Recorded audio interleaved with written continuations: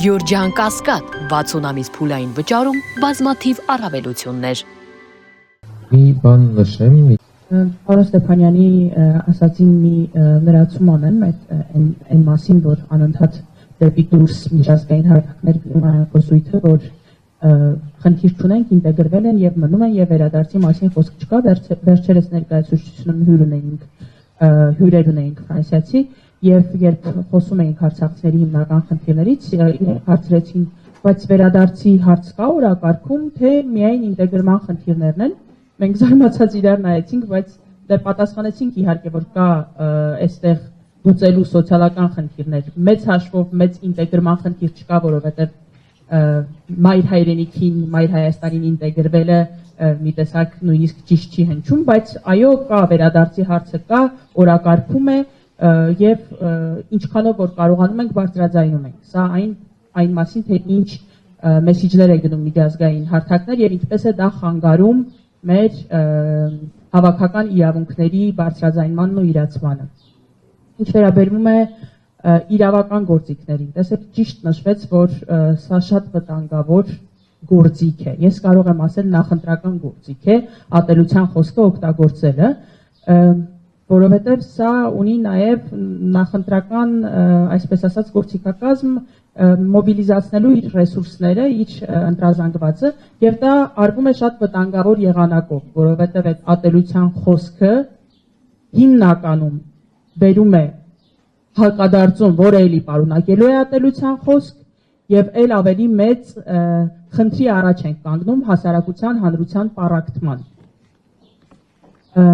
Եվ էլի այս գործիքները կիրառելով փորձում են ընտրազանգվածը իրենց մոբիլիզացնել մեկ տարբեր թշնամիներ, այսպես ասած, խորինելով եւ այդ թշնամիների դեմ մոբիլիզացվելով եւ այդ ատելության խոսքը կիրառելով։ Եվս մեկ կարևոր բան, որ արվում է, օրինակ, կարող եք տեսնել այդ անշնորհակալ լինելու եւ այլն այդ խոսույթը շատ հաճախ կիրառվում է, երբ որ հենց իշխանությունների դեմ է ինչ-որ խոսք հնչում։ Այսինքն տպավորություն է ստեղծվում, որ եթե արցախցին դժգոհ է օրվա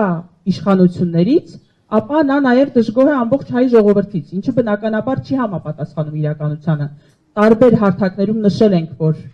այն ամենը, ինչ արեց հայ ժողովուրդը, ամբողջ Հայաստանը եւ Սփյուռքը Արցախի բռնի տեղահանությունից հետո, բարերով դրա համար շնորհակալ լինելը քիչ է եւ հնարավոր չէ, բայց հենց դա է, որ մենք տեսանք, որ իշխանությունները իրենց պարտականությունները չեն կատարել, թերի են կատարել եւ մասամբ էլ միտումնաբար չեն կատարել կամ դժվարացրել են արցախցիների վիճակը եւ դա է դրդել ամբողջ հայ ժողովրդին իր վրա վերցնել պետության ֆունկցիան, տեղավորել, հոգեբանական աջակցություն տալ, նվազագույն պայմաններով ապահովել եւ այլն։ Այստեղ շատ կարեւոր է համբերատար բացատրել եւ այդ քարոզչությանը ավելի գրագետ քարոզչության պատասխանել տարբեր հարթակներում, հա, ինչն ենք գնահատում, ումից ենք շնորհակալ եւ եթե մեղադրում ենք, ում ենք մեղադրում։ Այստեղ նաեւ շատ կարեւոր է եւ այստեղ հավաքված են այն մարդիկ, ովքեր սովորաբար հենց այդ խոսույթն ունեն եւ երբ որ տարբեր ատելության արցախցիների նկատմամբ խտրական վերաբերմունքի ատելության խոսքի ենք հանդիպում օրվա իշխանությունների կողմից, շատ կարևոր է ոչ միայն այն առումով, որ շոյվում ենք, իրոք շոյվում ենք, բայց նաև ավելի ընկալելի է գուցե հանրության համար, երբ որ մեր այստեղի հայրենակիցները շատ մանրամասն, երբեմն էմոցիոնալ, երբեմն փաստական տվյալներով հերքում են այդ ատելության խոսքը, մեղադրանքները։ Ես եւս մեկ անգամ օգտագործում եմ առիթը շնորհակալ լինելու դրա համար եւ խնդրելու, որ մեզ այդ ատելության դեմ պայքարում ինչպես մենակ չեք թողնում, այդպես էլ շարունակեք չթողնել մենակ։ Իրավական լուծումները այսպիսին են, գիտենք, որ շատ դժվար է այս պահին իրավական դաշտում կռիվ տալը։ Այո, Տիկին Ալավերդյանը ճիշտ ասեց, ինչքան էլ քիչ են պատասխանում կամ չեն պատասխանում, միջազգային տարբեր հարթակներին միշտ պետք է դիմել, բարձրաձայնել, արձանագրել, որ մենք խնդիր ունենք, իսկ դուք խնդրի մասին չեք բարձրաձայնում կամ լուծում չեք տալիս։ Նույնը իրավական դաշտում է, հանդիպում ենք ատելության խոսքի, դիմել համապատասխան քրեական գործ հարուցելու համար, դիմել դատական պրոցես սկսելու համար եւ այլն։ Գիտենք, որ 99%-ում չի լինի արձագանք, բայց մենք կունենանք ֆիքսված, գրանցված, որ ահա այսպիսի դեպք եղել է, դիմել ենք եւ օրվա իշխանությունների պարագայում այս խնդիրները լուծում չեն ստացել, նաեւ իրավական դաշտում։ Դրա հետ զուգահեռ միակ դաշտը այս պահին, որ շատ թե քիչ կարող ենք գործիքակազմ ունենք, դա հանրային խոսքն է, մեդիան է, հանրության հետ խոսելն է։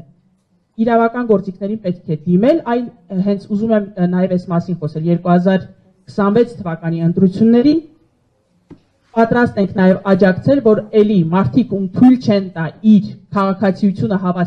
հավաստող 070 անձնագրով մասնակցել ընտրությունների,